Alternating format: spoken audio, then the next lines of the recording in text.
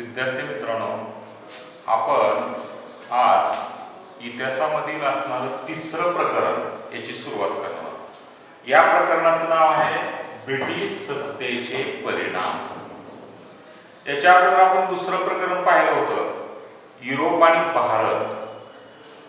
कारण युरोपामध्ये मध्ययुगीन काळाच्या शेवटच्या टप्प्यामध्ये म्हणजे 13व्या ते 16व्या शतकामध्ये काय झालं, तिथं अनेक वैचारिक बदल त्या ठिकाणी झाले आणि त्या वैचारिक बदलामुळे त्या ठिकाणी हा प्रबोधनाचा काळ त्या ठिकाणी सुरू झाला। आणि या प्रबोधनाच्या काळामध्ये काय झाले, नवीन नवीन शोध हे युरोपामध्ये लागले आणि या शोधाचा असा परिणाम झाला की युरोपीय व्यापारी इतर भागांमध्ये व्यापार करण्यासाठी त्यांनी नवीन मार्गाचा शोध त्या ठिकाणी लावला। तुम्हाला माहित असेल की युरोपामधून भारताकडे येण्याचा सागरी मार्ग पोर्तुगीज खलासी वास्को द गामा यांनी शोधून काढला। म्हणजे यावरून तुमच्या लक्षात आलं असेल की भारतामध्ये युरोपामधील असणारे युरोपीय व्यापारी प्रथम पोर्तुगीज, नंतर डच, फ्रेंच आणि ब्रिटिश म्हणजे इंग्रज हे भारतामध्ये व्यापार करण्यासाठी आले। मग ज्यावेळेस हे व्यापार करण्यासाठी हे युरोपीय व्यापारी ज्यावेळेस भारतामध्ये आले तर ह्या पोर्तुगीज,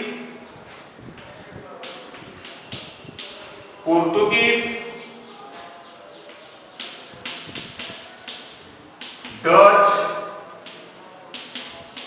फ्रेंच व इंग्रज हे भारतामध्ये व्यापार करतात। हे व्यापार करत असताना यांच्यामध्ये व्यापारी स्पर्धा लागली। हे मागच्या प्रकरणामध्ये झालेलं आहे, पण थोडं आपण त्याचा मागोवा आपण या ठिकाणी घेऊ। तर पोर्तुगीज, डच, फ्रेंच व इंग्रज यांच्यामध्ये व्यापारी स्पर्धा निर्माण झाली। या व्यापारी स्पर्धेमधून पोर्तुगीज, डच यांनी त्या ठिकाणी माघार घेतली। राहिले कोण, फ्रेंच आणि इंग्रज यांच्यामध्ये सुद्धा सत्ता संघर्ष होऊ लागला। फ्रेंच आणि इंग्रज यांच्यामध्ये जवळपास 3 युद्ध त्या ठिकाणी झाली। कर्नाटकमध्ये सत्ता संघर्षामध्ये आपण पाहिलेलं आहे। तर या सत्ता संघर्षाच्या काळामध्ये ह्या युरोपीय व्यापाऱ्यांनी त्यांना त्या ठिकाणी लष्करी मदतीच्या माध्यमातून इंग्रज व फ्रेंच यांच्यामध्ये जवळपास 3 युद्ध झाले, परंतु तिसऱ्या युद्धामध्ये इंग्रजांनी फ्रेंचांचा पराभव केला आणि अशा पद्धतीने संपूर्ण भारतावर इंग्रजांनी आपली व्यापारी मक्तेदारी स्थापन केली। म्हणजे भारतामध्ये एकमेव व्यापार करणारा युरोपीय देश म्हणजे इंग्लंड म्हणजे इंग्रज हे या ठिकाणी राहिले। मग त्यांनी या ठिकाणी आपली व्यापारी मक्तेदारी स्थापन केली आणि व्यापार करण्यासाठी 1600 मध्ये ब्रिटिशांनी ईस्ट इंडिया कंपनीची स्थापना केली। इंग्लिश ईस्ट इंडिया कंपनी म्हणजे ब्रिटिश ईस्ट इंडिया कंपनीची काय केली, स्थापना त्या ठिकाणी केली। अशा पद्धतीने याची स्थापना त्याने त्या ठिकाणी केली आणि स्थापना करून त्यांनी भारतामध्ये व्यापार करायला सुरुवात केली। व्यापार करत असताना त्यांनी काय केलं, भारतामध्ये लहान मोठ्या अशा 100-500 च्या वर सत्ता त्या ठिकाणी राज्यसत्ता होती। मग ह्या राज्यसत्तेवर आपलं वर्चस्व स्थापन करण्यासाठी त्यांच्याशी ते व्यापारी करार करू लागले आणि लष्करीच्या बळावर भारतामधील असणारी लहान मोठ्या सत्ता ते हस्तगत करू लागले आणि आपलं साम्राज्याचा विस्तार ते वाढवू लागले। अशा पद्धतीने त्यांनी हे साम्राज्य विस्तार वाढवण्याची सुरुवात त्यांनी त्या ठिकाणी सुरुवात केली। अशामध्येच भारतामध्ये पश्चिम किनाऱ्यावर इंग्रजांचं व्यापारी केंद्र म्हणजे मुंबई। हे मुंबई या ठिकाणी इंग्रजांचं हे प्रमुख व्यापारी केंद्र होतं, परंतु जवळपासचा असणारा जो प्रदेश होता या प्रदेशावर, या पश्चिम भागातील भारतातील असणाऱ्या सत्तेवर पूर्ण मराठी राज्यसत्तेची जबरदस्त पकड होती। इंग्रजांना त्या ठिकाणी हस्तक्षेप करणं हे अशक्य त्या ठिकाणी. परंतु पानिपतच्या युद्धात ज्यावेळेस कर्तृत्वान असणारा पेशवा म्हणजे माधवराव पेशवा यांचा त्या ठिकाणी या युद्धामध्ये त्या ठिकाणी मृत्यू झाला.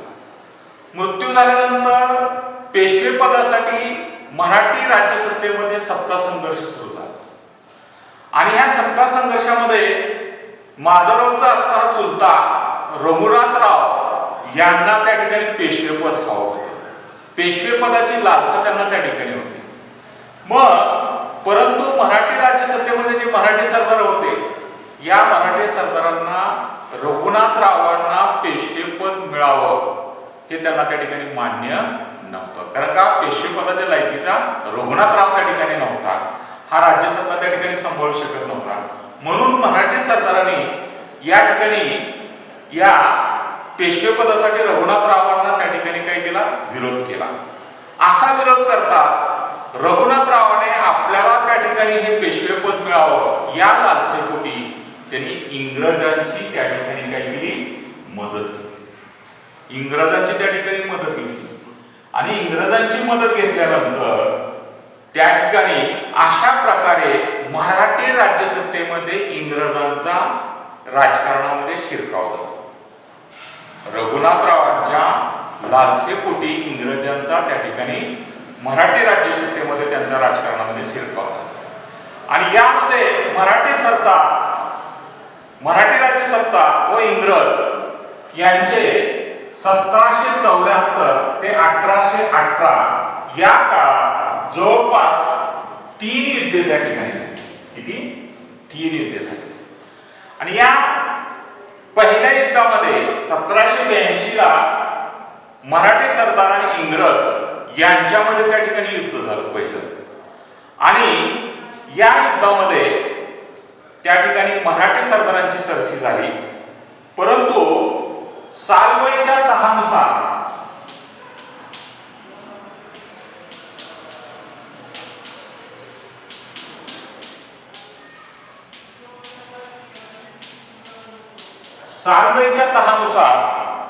हे युद्ध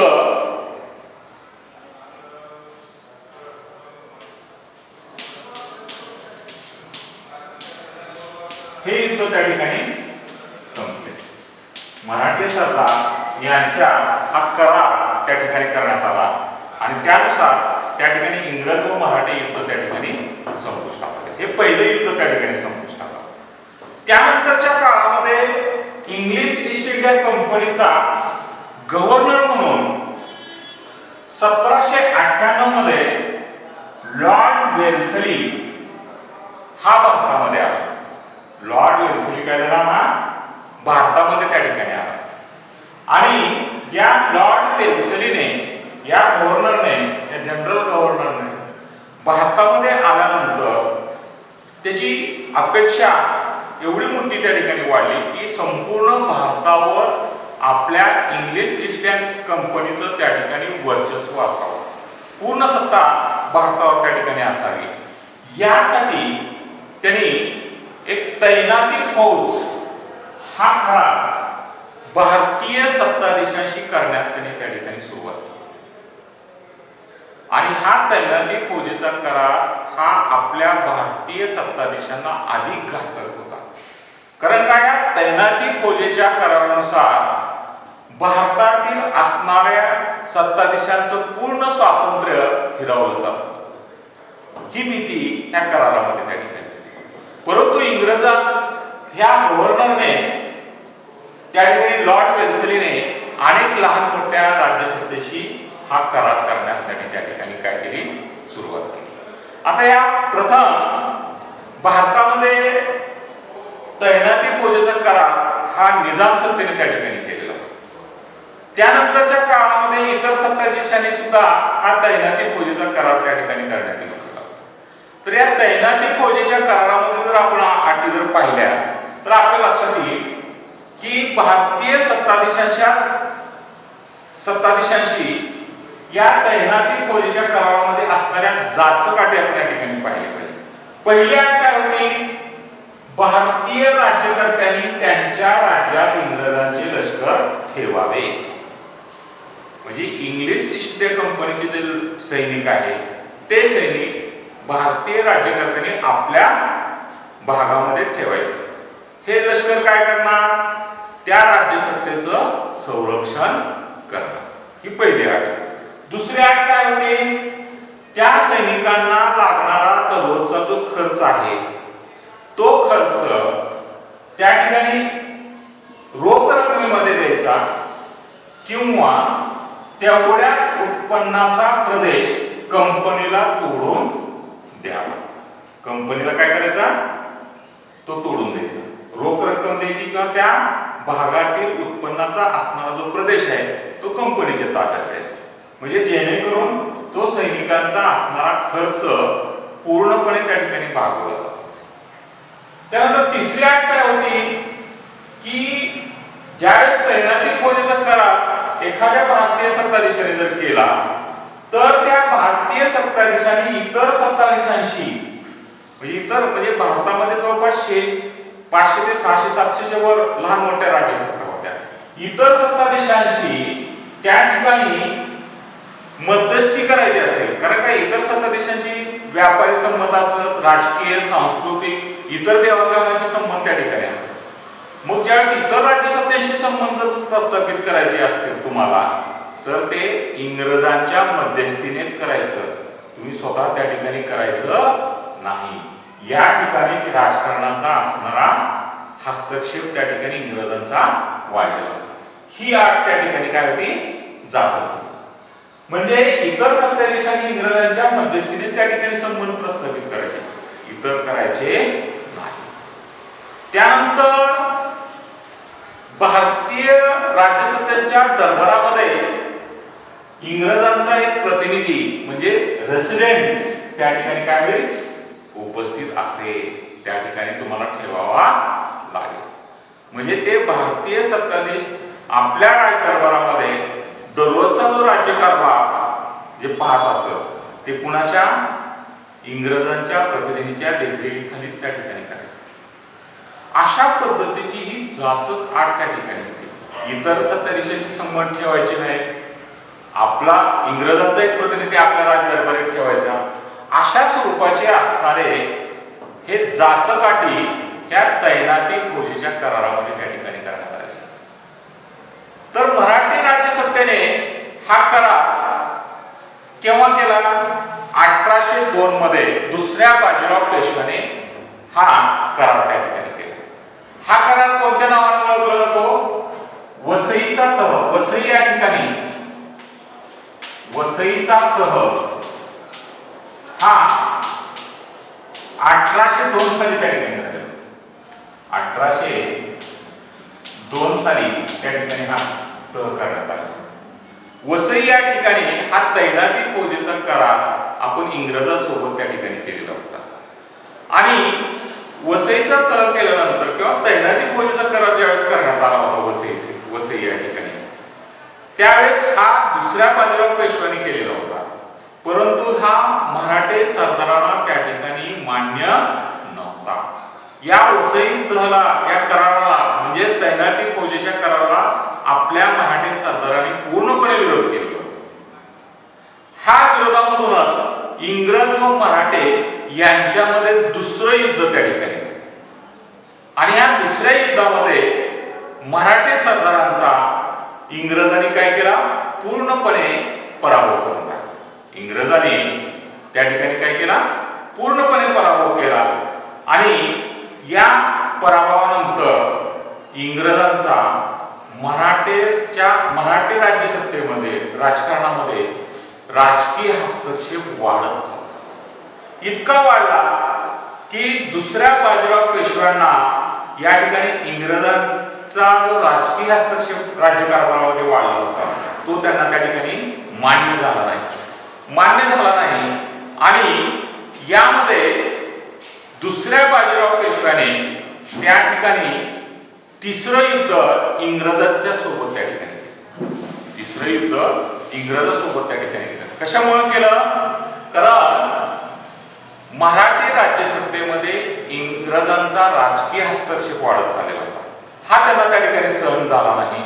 म्हणून त्यांनी इंग्रजाविरुद्ध तिसरं युद्ध त्या ठिकाणी केलं आणि तिसऱ्या युद्धामध्ये दुसऱ्या बाजीराव पेशव्याचा इंग्रजांनी काय केला, पूर्णपणे पराभव केला आणि 1818 मध्ये दुसऱ्या बाजीरावाने त्या ठिकाणी काय केली, शरणागती त्या ठिकाणी पत्करली आणि अशा पद्धतीने मराठी राज्यसत्ता ही पूर्णपणे इंग्लिश ईस्ट इंडिया कंपनीच्या ताब्यामध्ये त्या ठिकाणी.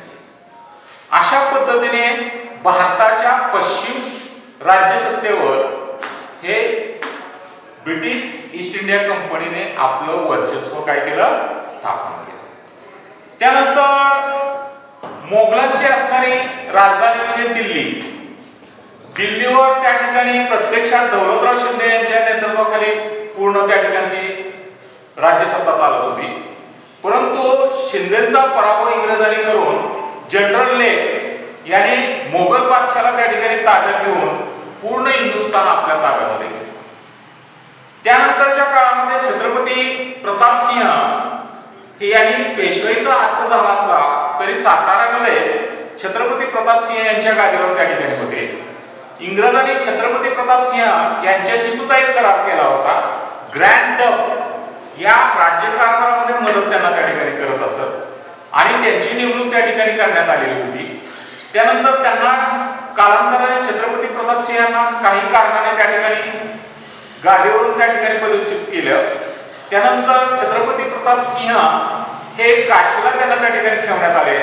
नंतरच्या काळामध्ये म्हणजे 1847 मध्ये त्यांचा त्या ठिकाणी मृत्यू झाला आणि छत्रपती प्रतापसिंह यांचे कारभारी रंगो बापूजी गुप्ते यांनी सुद्धा इंग्लंडमध्ये जाऊन या अन्यायाविरुद्ध दाद त्या ठिकाणी मागितली, परंतु त्यांना त्या ठिकाणी न्याय मिळाला नाही. अशा पद्धतीने नंतरच्या काळामध्ये लॉर्ड डलहौसी यांनी जे दत्तक विधान नामंजूर करून 1848 मध्ये पूर्ण सातारा संस्थान हे खालसा केले म्हणजे नाहीसे करून टाकले. अशा पद्धतीने लॉर्ड डलहौसी या गव्हर्नरने दत्तक वारसा हक्क पत्रक त्या ठिकाणी नामंजूर केलं आणि 1848 मध्ये सातारा चे राज्य त्या ठिकाणी पूर्ण खालसा झाले. आता आपण या भागामध्ये काय पाहिलेलं आहे, भारतामध्ये ब्रिटिश ईस्ट इंडिया कंपनीची स्थापना कशी झाली. व्यापाराच्या उद्देशाने या ठिकाणी भारतामध्ये ही कंपनी स्थापन झाली. नंतर या कंपनीने भारतामधील असणारी राज्यसत्ता मिळवण्यासाठी कंपनीचा साम्राज्यवाद वाढवण्यासाठी त्या ठिकाणी सत्ता संघर्ष भारतीय सत्ताधीशांशी होऊ लागले.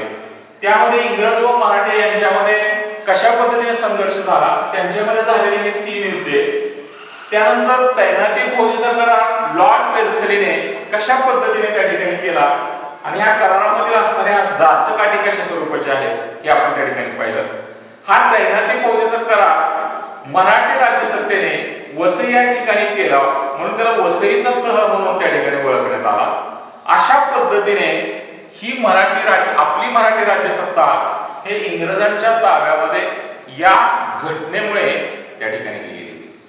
तर आपण या ठिकाणी थांबू. ठीक आहे, तर हे घटक व्यवस्थित समजून चालू.